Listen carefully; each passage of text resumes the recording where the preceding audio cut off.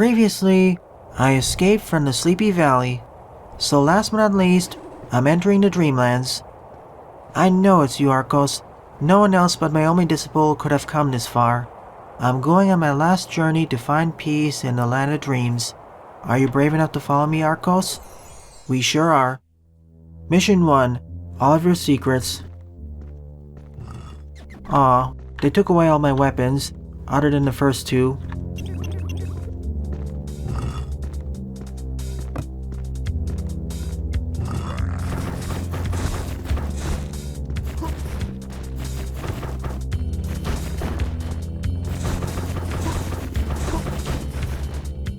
This door's locked. Aha! There was a secret here. It wasn't even marked on the wall, by the way. There's a rising phoenix. Aha! Next secret. I feel like I'm lost in this strange world, like I'm in a bad dream. That's not a good sign. Perhaps ARKOS' master is the final boss.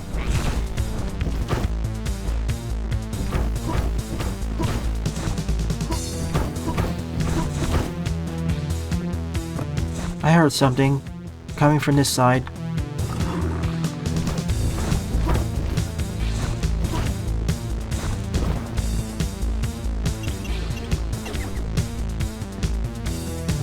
I knew this looked a bit off. So in this stage, the secrets are mandatory.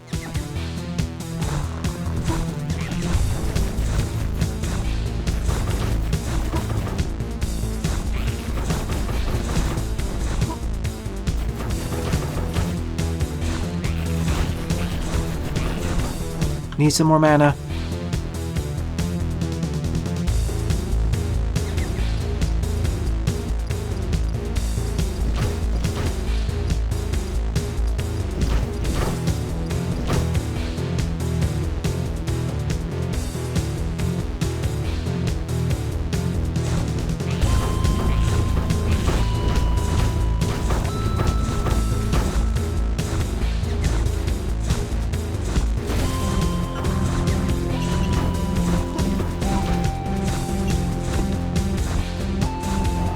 Oh goody, lava mages.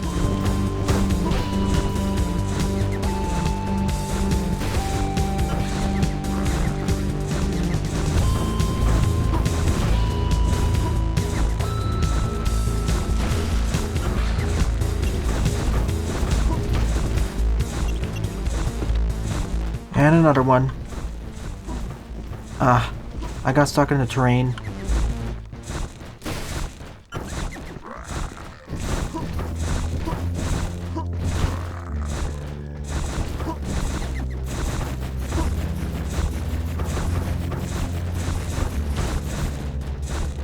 This should be the last enemy.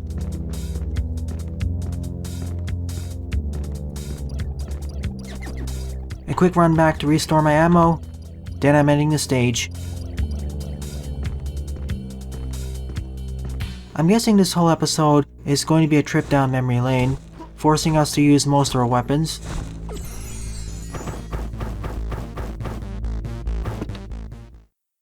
Mission 2, Deep Blue.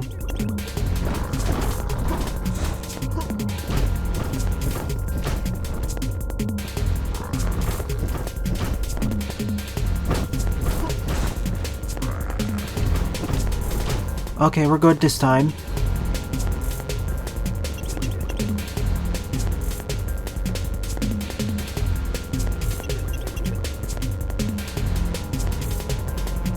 There's my repeater.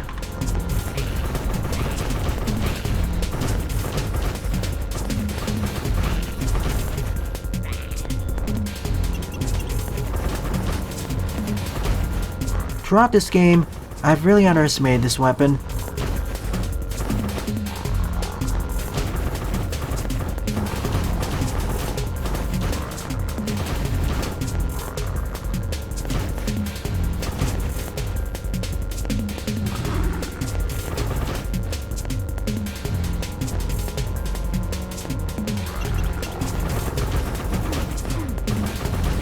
Should have turned around. There's one more secret like this.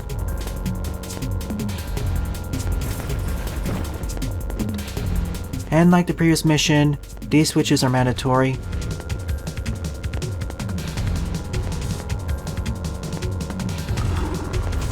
Symmetric.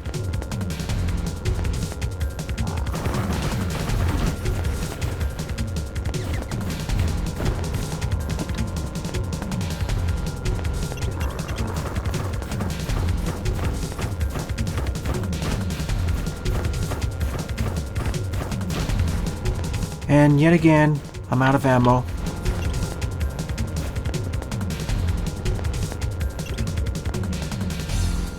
I've been to the right, so I move forwards here.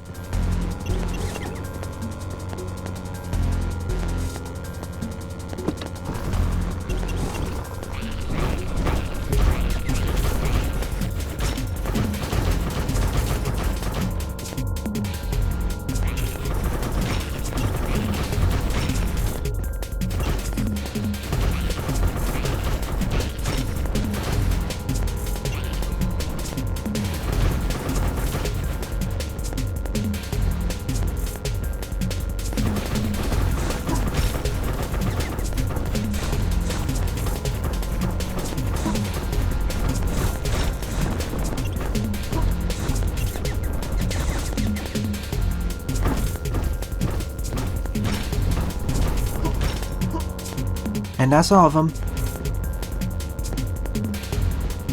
Where's my escape route? It must be back at the start.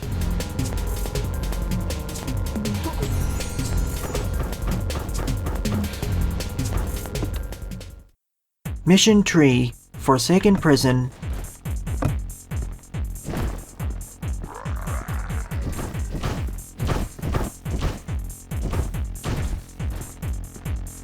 I'm running low on ammo again. It's turning into a running gag.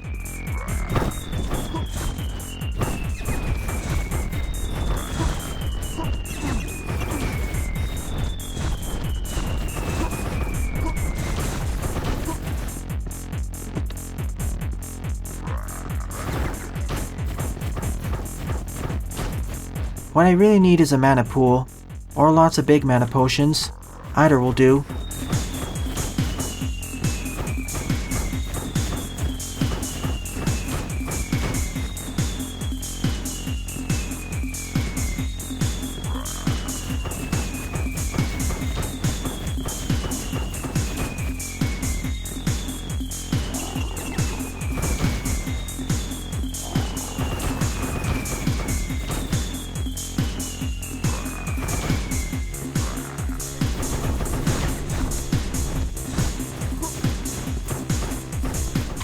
Not you.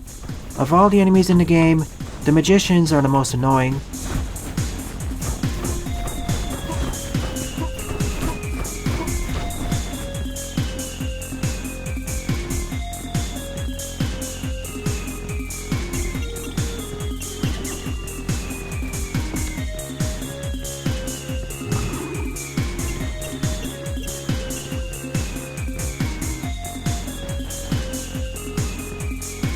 Namely due to their fireballs. The lava mages, on the other hand, they are not a mere annoyance, they are fairly dangerous.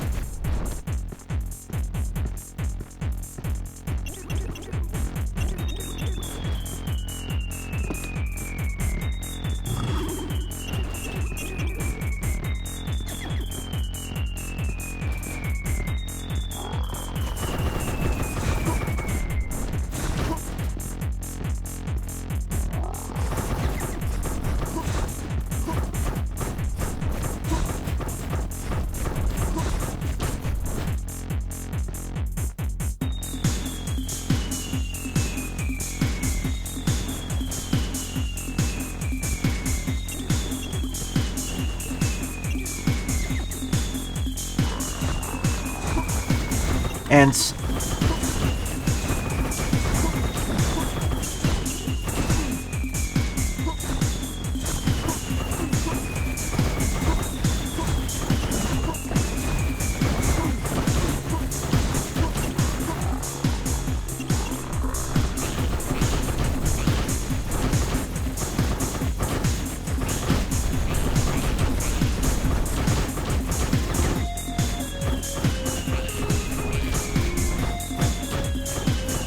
And that's all of them.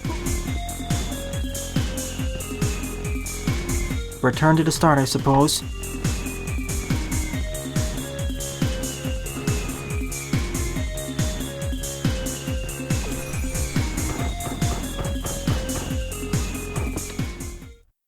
Mission 4, Double Strike.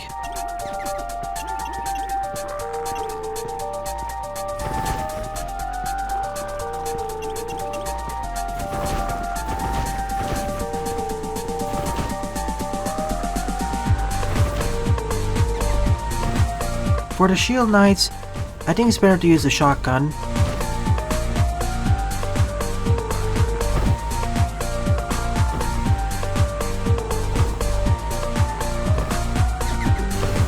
But for the other enemies, simply use the Stormbringer.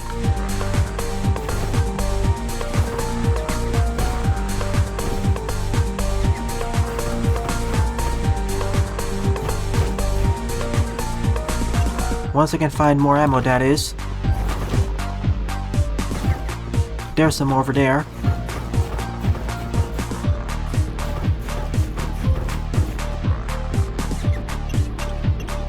Quite a bit of it, in fact.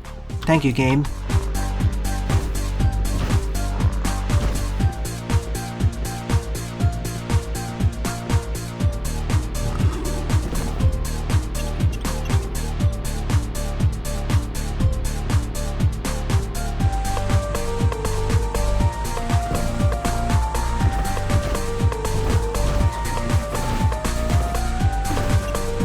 I got too close.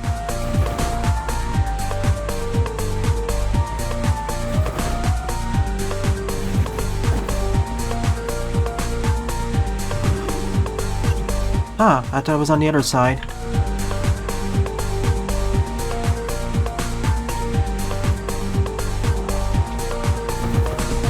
Blue Knights. For them, I especially want the Rising Phoenix out.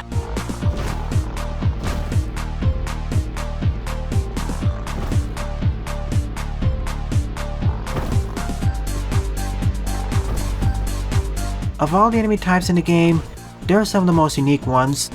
They actually force us to stop shooting at them.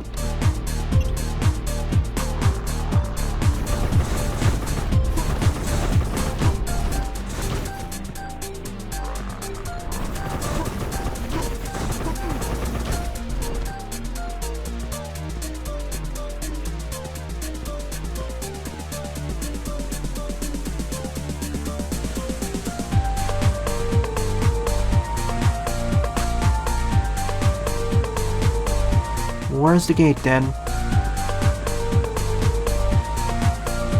Ah, here.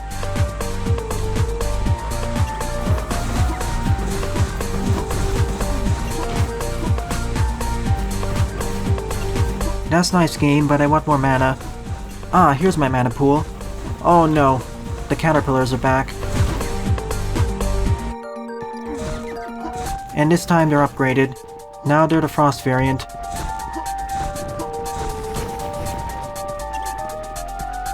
They were the boss of the first chapter, back when my best weapon was the Rising Phoenix.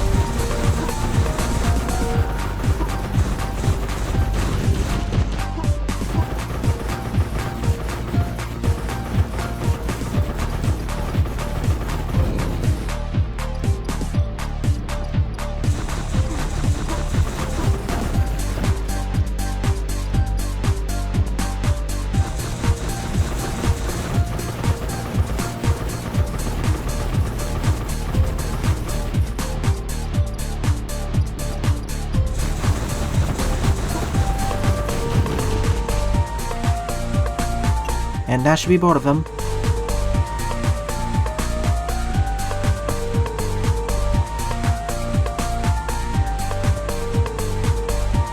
And we're out.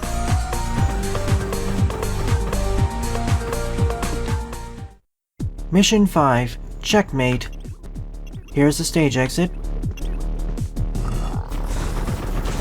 And the lava's placed in a checkerboard pattern. Let me guess, I'm going to reacquire the Soul Eater here. I'll save some of these potions for later.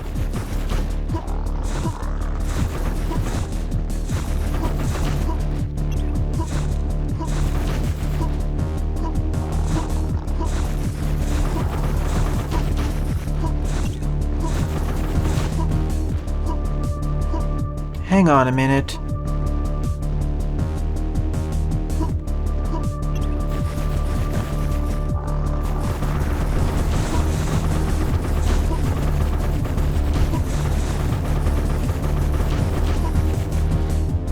Here's the Soul Eater.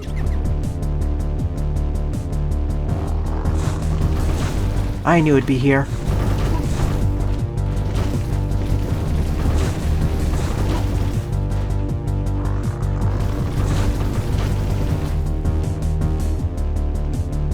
Time to check for secrets. I knew it had to be near the end. The game isn't that jerkish after all.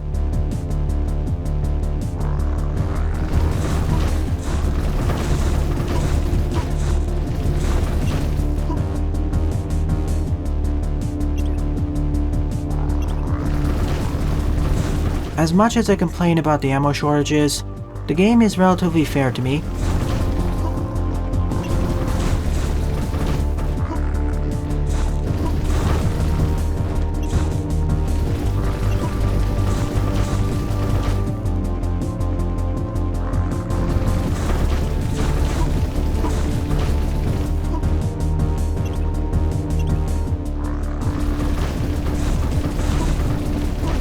Ah, so close. I couldn't tell where the fireball was coming from. It was only by one enemy too.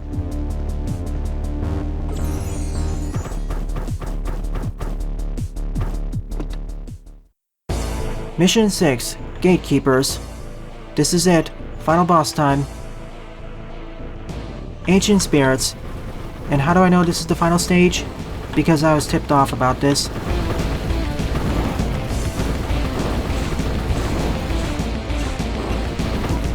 I'm gonna focus fire on one of the spirits.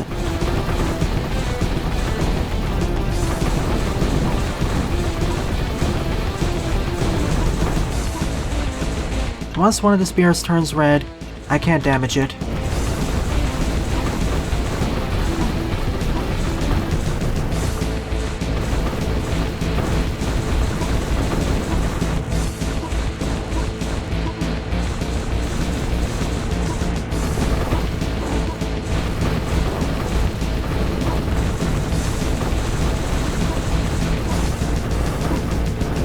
That's 2 red.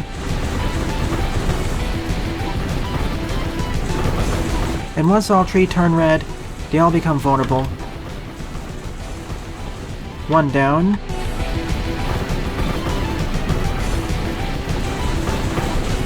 Two down.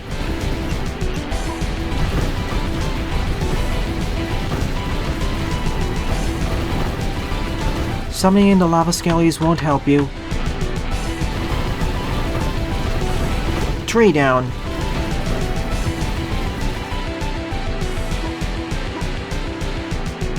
And that's that. Final boss defeated. This was easier than I expected.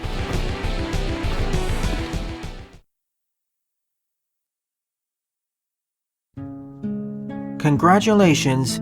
You have banished the evil from the dungeons and become a mighty wizard. Your victory and honor shall be proclaimed from world to world. Kudos, Game Master. Thanks for playing. Judging by the story, he passed on. I was getting really worried that his spirit got corrupted somehow. Anyways, here are my overall thoughts on the game. The voxel graphics were pleasant to look at, especially due to the particle effects and destructibility. The MIDI soundtrack was fairly decent as well, a nice callback to the 16-bit era of PC gaming. Gameplay-wise, this was okay to decent. The controls and physics were always very responsive. The game only dipped below 60 FPS during a few of the ice stages. I liked the variety in environments, although it could be better.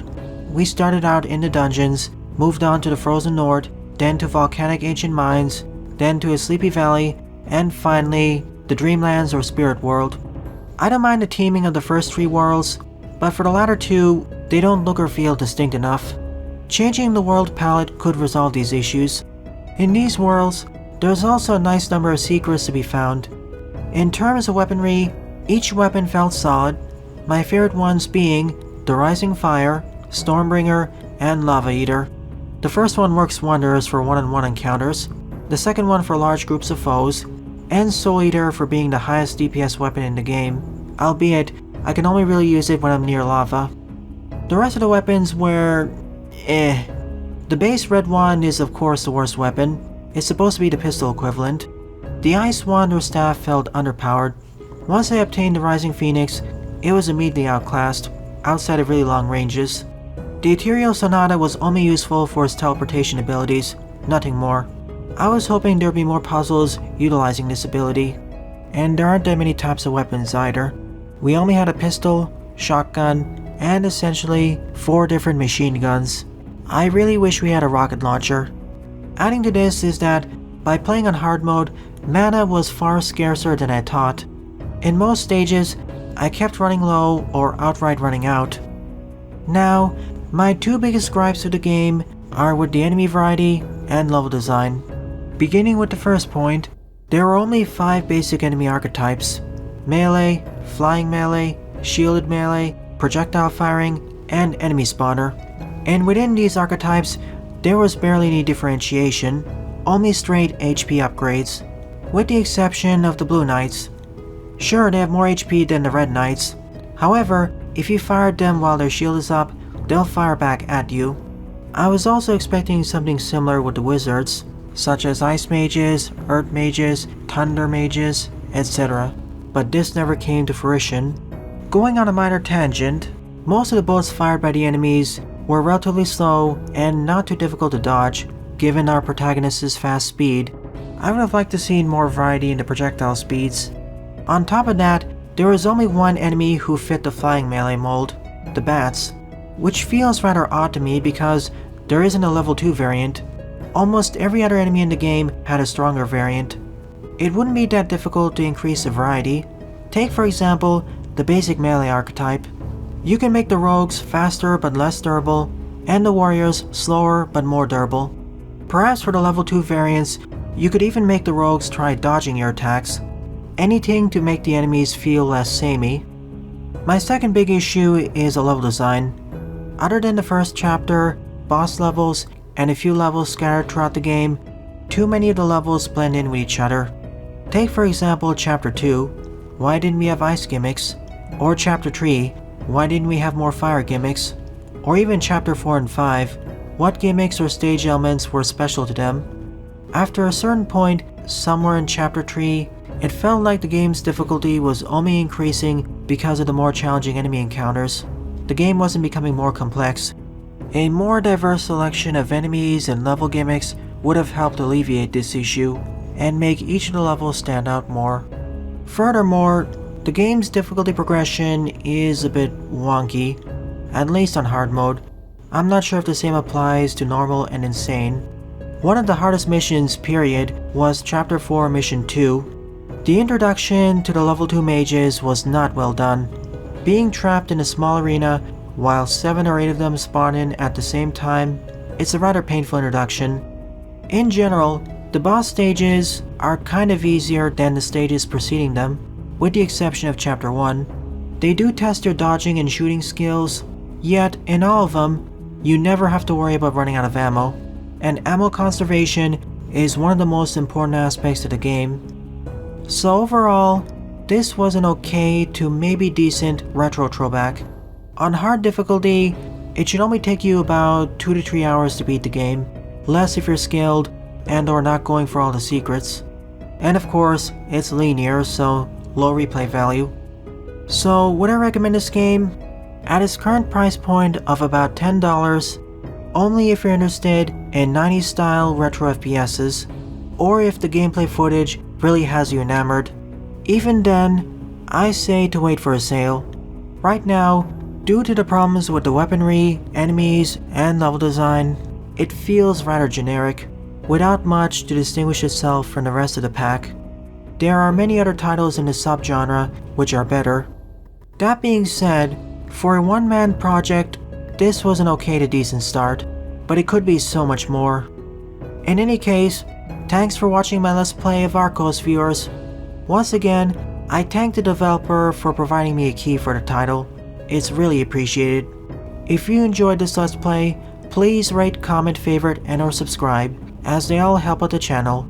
Don't forget to follow me on Twitter as well, and join my Discord server, as I regularly post updates there. Thanks for watching, and I hope to see you all in a future Let's Play